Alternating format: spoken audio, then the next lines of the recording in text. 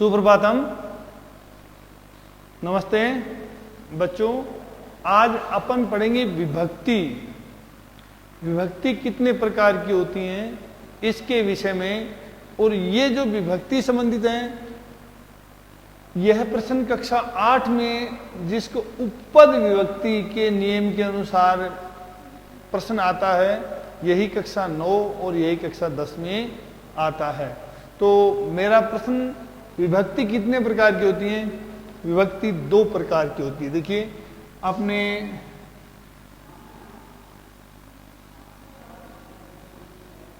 विभक्ति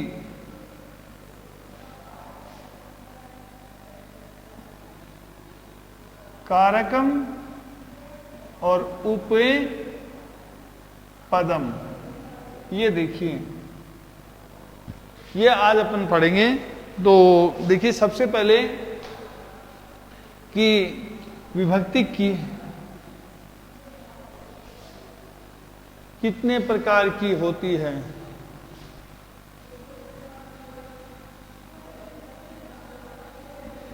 विभक्ति भेद एक होता है कारक कम विभक्ति, और नंबर 2 उपपद विभक्ति ही, कारक विभक्ति और उपपद विभक्ति।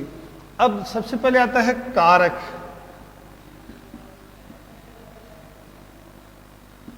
कम किसे कहते हैं? कारक क्रिया,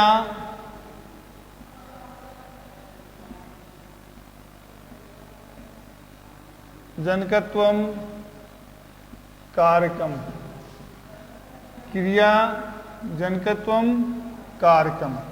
क्रिया के जनक को कारक कहते हैं। संस्कृत भाषा में कारक कितने होते हैं? कौन बताएगा बच्चों? संस्कृत भाषा में कारक कितने होते हैं? हिंदी भाषा में कारक कितने होते हैं? कोई बता सकता है?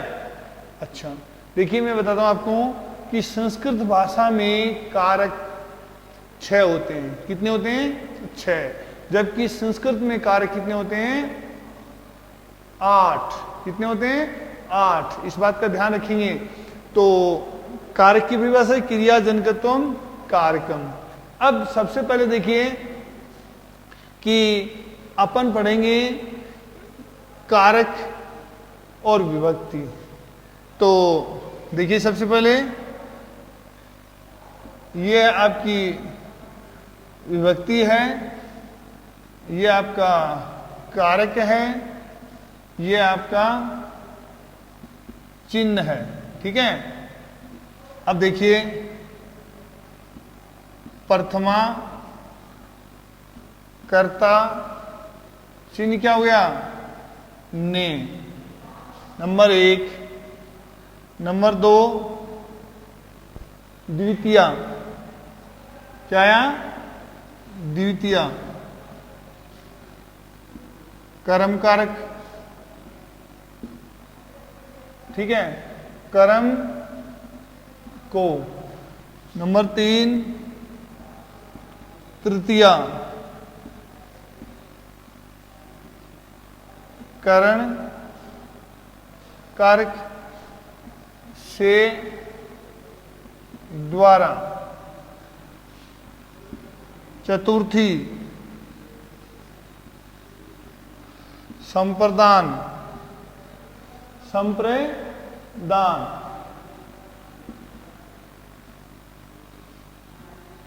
के लिए।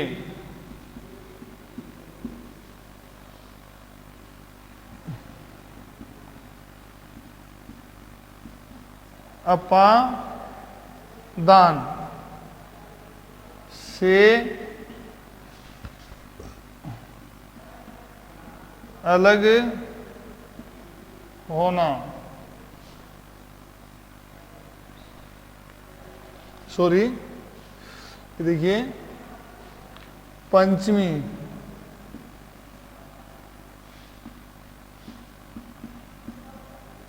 अपादान कारक से अलग होना। नंबर 6, षष्ठी।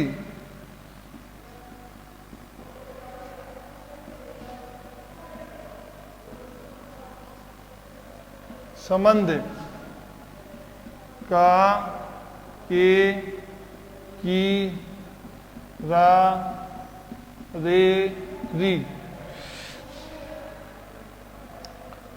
सप्तमी, अधिकरण। कौन सा कारक? अधिकरण।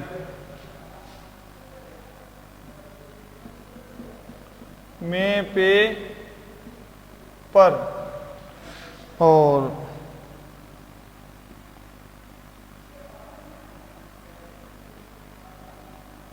अष्टमी,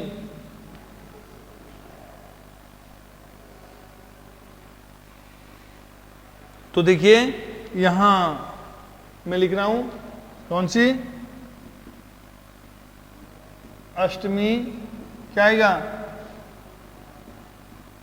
संबोधन। और चिन्ह क्या आएगा? देखिए, हे, अरे, ओ। ठीक है ना? इस प्रकार से हे, अरे, ओ, हे, अरे, ओ। ये आपके 8 कितने कारक हो गए? देखो, प्रथमा, द्वितीया, तृतीया, चतुर्थी, पंचमी, षष्ठी और सप्तमी, है कि नहीं? अब देखिए ये हुई अष्टमी, यानी कितनी, हिंदी में कितने कारक हो गए? 8। परंतु संस्कृत भाषा में देखिए, एक तो संबंध कारक, जो संबंध कारक है का, के, की, इसमें षष्ठी विभक्ति होती है। और रिश्ता, संबंध का होता है रिश्ता, जहां रिलेशनशिप होती है वहां पर कोई भेद नहीं होता है। इस कारण से संस्कृत के आचार्य संबंध को कारक नहीं मानते हैं। दूसरी बात देखिए, जो प्रथमा विभक्ति है कि नहीं, और इसके अंदर क्या है कहते हैं कि संबोधन में भी कौन सी विभक्ति होती है? प्रथमा विभक्ति होती है। कौन सी होती है? कर्ता में भी प्रथमा विभक्ति और संबोधन में भी प्रथमा विभक्ति। तो इन दोनों को मिलाकर क्या हुई? एक। समझ गए मेरी बात को, कि कर्ता में भी प्रथमा और संबोधन में भी प्रथमा।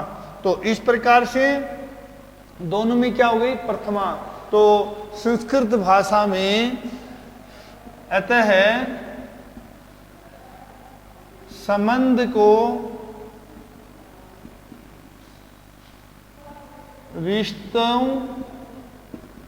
के कारण कारक नहीं माना जाता है तथा कर्ता एवं संबोधन में प्रथमा विभक्ति होती है। अब देखिए मेरी बात समझ गए आप? मैंने क्या लिखा?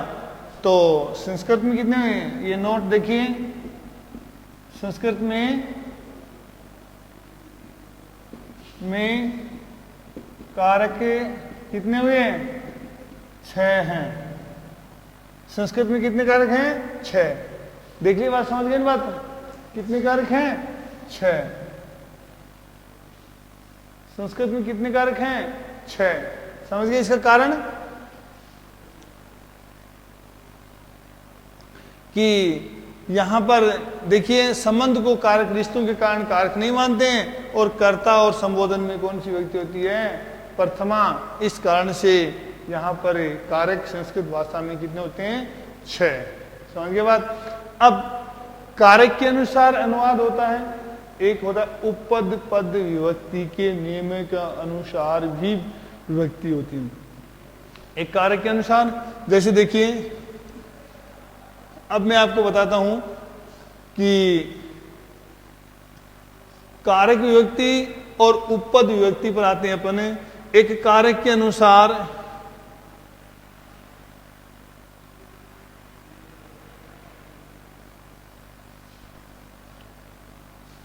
दो वाक्य लिखता हूं, वह है राम के साथ जाता है। ठीक है, तो कि सह रामेण सह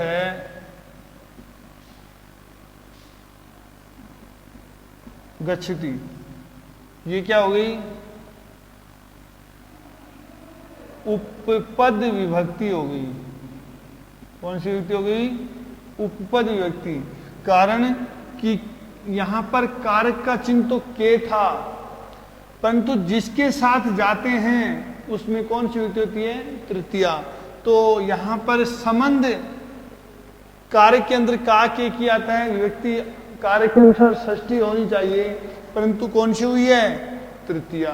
अतः यह उपपद विभक्ति है। आई बात समझे?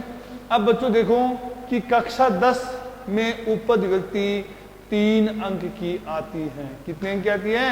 3 अंक की।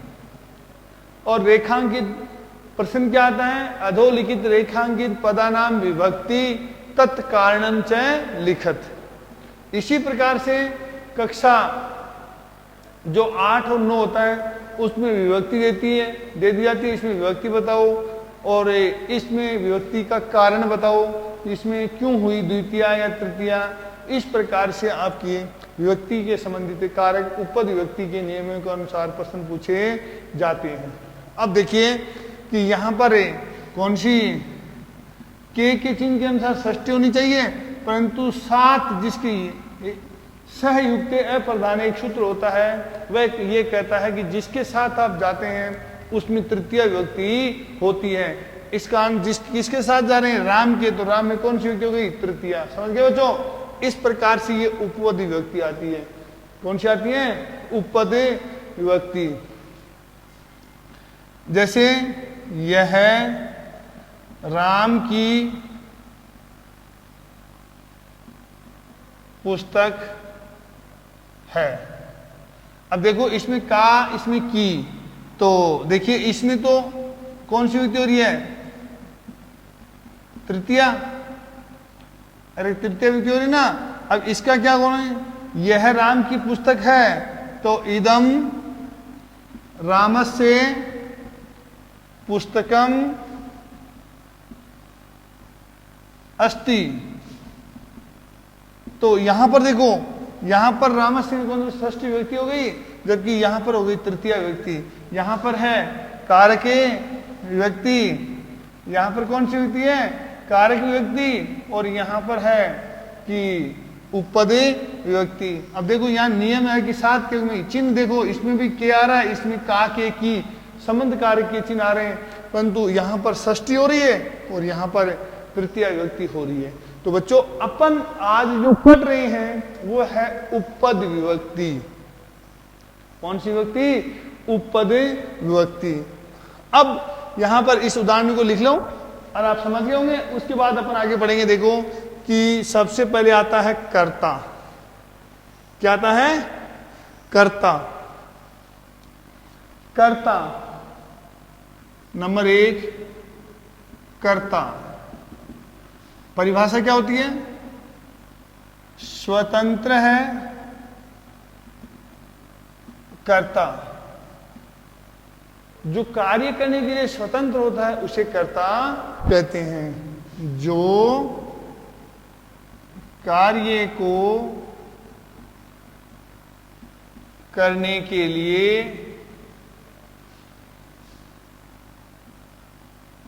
स्वतंत्र होता है वह क्या होता है? कर्ता होता है। कर्ता में प्रथमा विभक्ति होती है। कर्ता में कौन सी विभक्ति होती है? प्रथमा विभक्ति होती है। अब प्रथमा विभक्ति कहां कहां होती है देखो मैं आपको बता देता हूं। कर्ता में कर्ता संबोधन एवं कर्मवाच्य के कर्म में प्रथमा विभक्ति होती है। समझ गए बात कि कर्ता में प्रथमा विभक्ति होती है। संबोधन में संस्कृत में कहा था ना कि 6 कारक होते हैं, तो कर्ता में प्रथमा और संबोधन में हे, अरे, ओ इत्यादि शब्द होते हैं, उनके अंदर भी प्रथमा विभक्ति होती है। तो और कर्म वाच्य देखिए, how many kinds of voice, अंग्रेजी में जिसको आप कहते हैं वॉइस मतलब वाच्य। वाच्य कितने प्रकार के होते हैं? 3 काइंड्स, 3 प्रकार के होते हैं। कितने प्रकार के? 3 प्रकार के वाच्य होते हैं। कर्तृवाच्य, कर्मवाच्य और भाववाच्य। देखो कि कर्तृवाच्य जिसको आप एक्टिव वॉइस, जिसमें कर्ता के अनुसार क्रिया होती है। कर्मवाच्य जिसमें कर्म के अनुसार क्रिया आत्मनेपदी होती है और कर्ता में तृतीया विभक्ति होती है। कर्मवाच्य और भाववाच्य जिसमें कर्म नहीं होता है, कर्ता में तृतीया विभक्ति होती है, क्रिया आत्मनेपदी प्रथम पुरुष एकवचन की ही हमेशा आती है, वह भाववाच्य होता है। इस प्रकार से वाच्य कितने प्रकार के हो गए? 3 प्रकार के, कर्तृवाच्य, कर्मवाच्य और भाववाच्य। समझ गए बात? तो इन सब में कौन सी विभक्ति होती है? प्रथमा विभक्ति होती है। कौन सी विभक्ति होती है? प्रथमा। देखिए उदाहरण के लिए मैं लिख रहा हूं, नियम के अंदर आपको देखो द्वितीय से लेकर सप्तमी तक के हैं उपद विभक्ति, परंतु मैं आपको प्रथमा से समझा रहा हूं ताकि आपको इस बात की पूर्व या बेसिक बात की तैयारी हो जाए। देखिए जैसे राम है, पत्रम लिखती। देखो बच्चों यहां पर राम क्या है? कर्ता है, और पत्रम क्या है? कर्म है, और लिखती क्या है? क्रिया। समझ में आया? समझ में आ गया ना कि राम क्या है? कर्ता। तो कर्ता में कौन सी विभक्ति है? प्रथमा। कर्म में कौन सी है? द्वितीया। और ये जो क्रिया है वो किसके अनुसार है? कर्ता के अनुसार। राम प्रथम पुरुष का एकवचन है, तो प्रथम पुरुष एकवचन लिख धातु में आता है लिखती। ठीक है, कर्ता के अनुसार क्रिया होती है, वो कर्तृवाच्य होता है। ये अपन उसमें वाच्य में पढ़ेंगे, परंतु मैंने आपको समझाया कि कर्ता में कौन सी विभक्ति होती है? प्रथमा। ये देख लो, जैसे यहां पर मैं लिख रहा हूं, यहां पर लिख देता हूं, छात्राः विद्यालये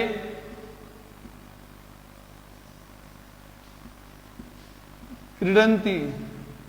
छात्र विद्यालय में खेलते हैं। ये बच्चों देखो कर्ता है, ये आपका कर्म है, और ये आपकी क्रिया है। अब छात्रों का खेलने का स्थान क्या है?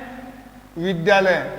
आधार विद्यालय है ना खेलने का, तो आधारो अधिकरणम एक सूत्र होता है, वो ये कहता है कि आधार में अधिकरण कारक होता है, आधार में अधिकरण कारक होता है, और सप्तमी अधिकरण से उस अधिकरण में कौन सी विभक्ति हो जाती है? सप्तमी विभक्ति हो जाती है।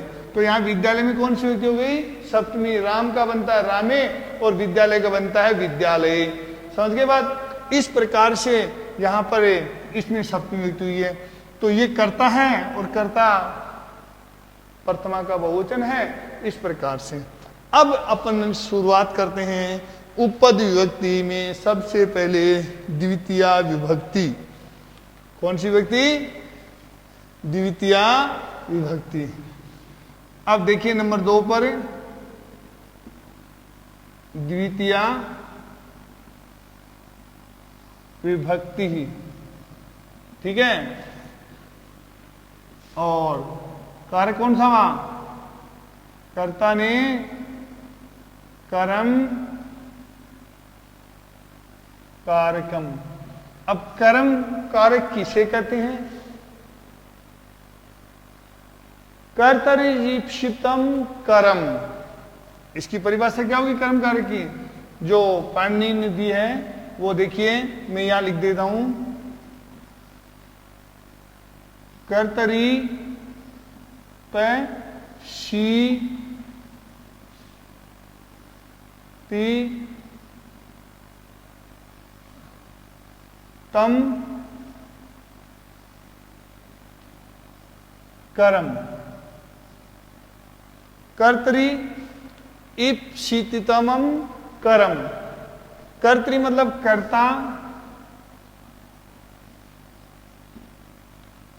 प्लस ईप्सी तम, ठीक है। और तम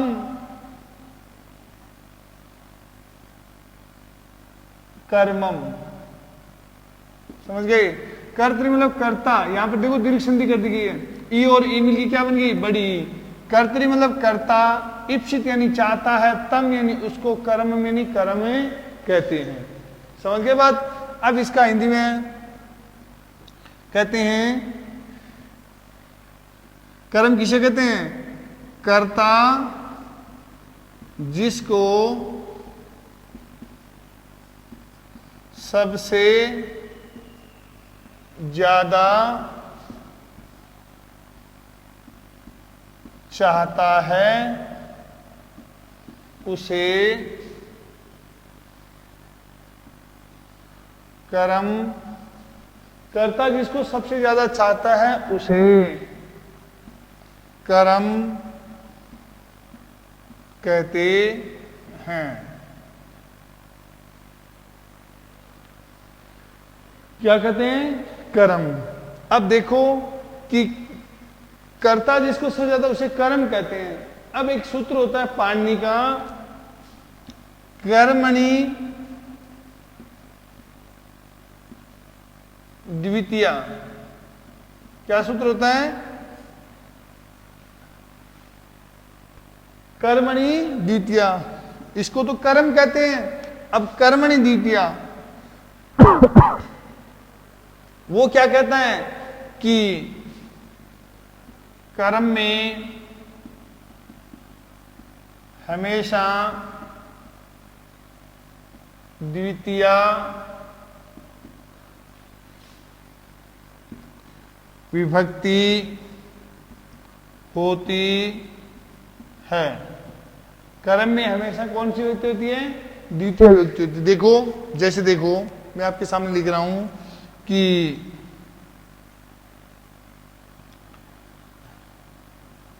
अध्यापक है पाठम पठती। देखिए यह क्या है? कर्ता। तो कर्ता में कौन सी होती है? प्रथमा। ये क्या है? कर्म। कर्म में कौन सी है? द्वितीया। समझ गए बात? तो मेरी बात समझ आ गई? कर्म में कौन सी होती है? द्वितीया। ठीक है। अब मैं आपको बताऊं कि कर्तरीप्सितम कर्म, कर्ता जिसको सबसे ज्यादा चाहता है उसे क्या कहते हैं? कर्म कहते हैं। कर्ता जिसको सबसे ज्यादा चाहता है उसे क्या कहते हैं? कर्म कहते हैं। और कर्म में कौन सी विभक्ति होती है? कर्म में कौन सी विभक्ति होती है? द्वितीय विभक्ति होती है। ठीक है ना? अब देखो इसके उदाहरण देख लीजिए। इसके उदाहरण देखिए कि मैंने लिखा उदाहरण, अंकित है गृहम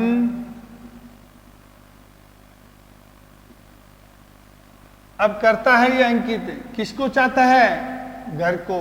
तो उसमें कौन सी विभक्ति हो गई? उसकी कर्म संज्ञा हो गई। कर्म, उसे कर्म कहते हैं ना।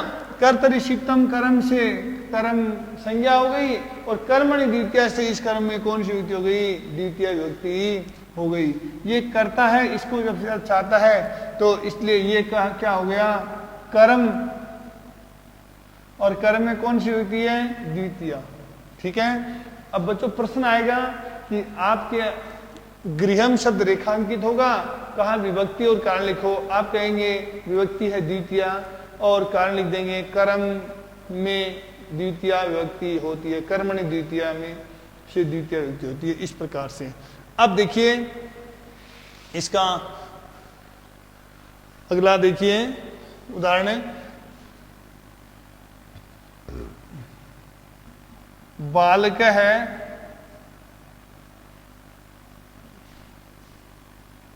फलम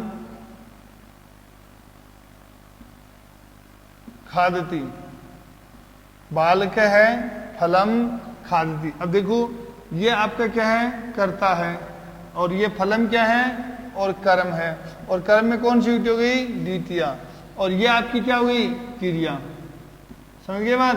तो ये करता है, और ये आपकी क्रिया है, और ये आपका कर्म है, और कर्म में कौन सी विभक्ति हो गई? द्वितीय विभक्ति हो गई। समझ में आया ना? अब देखिए इसी प्रकार से मैं आपके सामने कि एक वाक्य है, वयम नाटकम द्रक्ष्यामः, हम सब नाटक देखेंगे। तो वयम करता है, क्या है? करता है, और ये क्या है? द्रक्ष्यामः क्या है? लिट लगा उत्तम पुरुष बहुवचन की क्रिया है, वयम के अनुसार क्रिया आई है, हम सब नाटक देखेंगे। परंतु ये नाटकम शब्द क्या है? यहाँ पर ये क्या है? कर्म, और कर्म में कौन सी विभक्ति है? द्वितीय विभक्ति है। आया समझ में? इस प्रकार से अपन देखते हैं कि अगला उदाहरण है इसी का, कि एक उदाहरण और देखिए कि साधु तपस्याम करोत।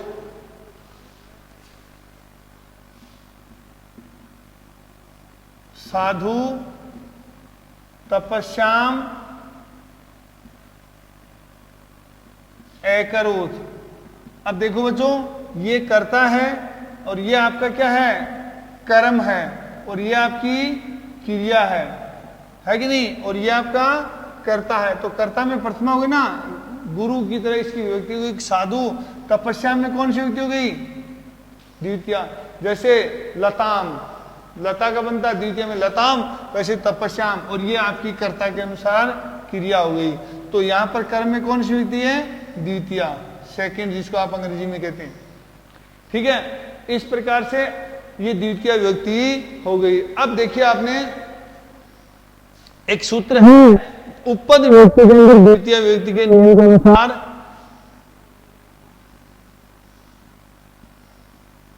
अभित है, परित है, समया, निक्षा, हा, प्रति, योगे, द्वितीया, शात। ये देखिए कुछ शब्द होते हैं, उनके अंदर कौन सी विभक्ति होती है? द्वितीय विभक्ति होती है। कौन सी विभक्ति होती है? द्वितीय विभक्ति होती है। अब देखिए अभित है और उभयत है, इसका क्या अर्थ होता है? दोनों ओर।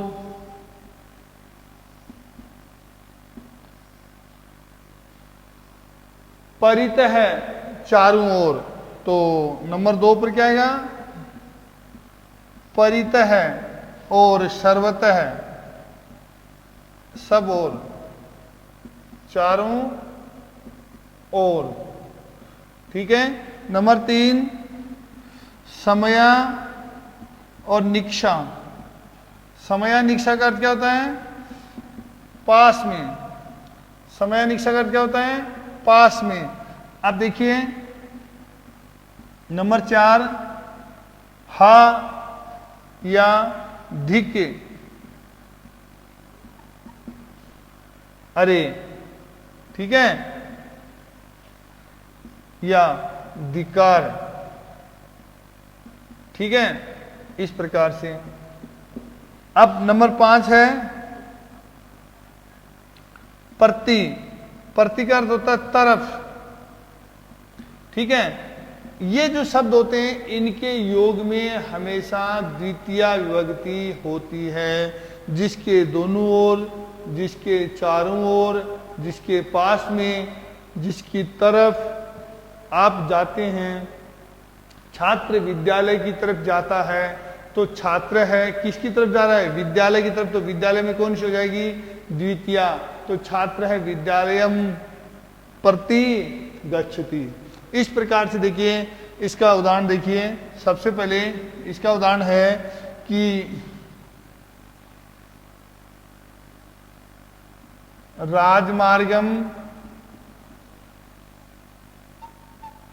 अभितः है वृक्षाः संति। राजमार्ग कहते हैं सड़क के, अभितः यानी दोनों ओर, वृक्षा यानी पेड़, संति यानी हैं। अब देखिए, यह इसमें कर्ता है और यह आपकी क्रिया है। कर्ता बहुवचन का है तो क्रिया भी बहुवचन की है। जिसके दोनों ओर, जिसके चारों ओर होते हैं, किसके हैं? राजमार्ग के। तो यहाँ पर विभक्ति हो गई द्वितीय, कारण हो जाएगा अभितय के योग में या उभयतय के योग में कौन सी विभक्ति होती है? द्वितीय विभक्ति होती है। अब देखो आगे कि परितः है, ग्रामम परितः है,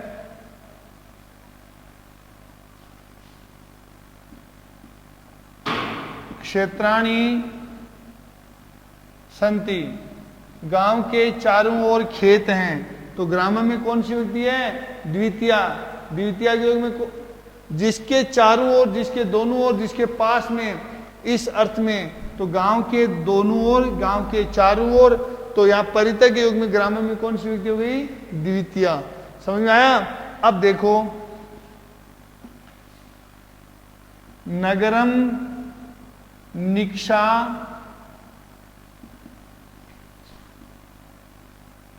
वनम अस्ति। देखिए, नगरम, नगर के पास में, वन यानी जंगल, अस्ति यानी है। तो नगरम में कौन सी विभक्ति हो गई? द्वितीया। तो यहाँ पर कारण लिख देंगे, निक्षा के कारण यहाँ पर नगरम में द्वितीया, यहाँ परितः के योग में द्वितीया होती है, इस कारण ग्रामम में द्वितीया हो गई। और यहाँ अभितः के योग के कारण यहाँ पर राजमार्ग में द्वितीय विभक्ति हो गई। आई समझ बात? अब देखो इसका उदाहरण, दुष्टम धिक। दुष्टम में कौन सी विभक्ति है? द्वितीया। कारण धिक के योग में कौन सी विभक्ति होती है? द्वितीया। इसी प्रकार से प्रति, अध्यापक है विद्यालयम प्रति गच्छति। आई बात सुनिए, ये क्या करें कि विद्यालय में कौन सी हो गई? द्वितीय विभक्ति हो गई। कारण कि प्रति के योग में अध्यापक विद्यालय की तरफ गच्छति यानी जाता है। तो प्रति के योग में कौन सी हो गई? द्वितीय। कारण क्या लिख देंगे? प्रति के योग में कौन सी विभक्ति होती है? द्वितीय विभक्ति होती है। आई बात समझ में?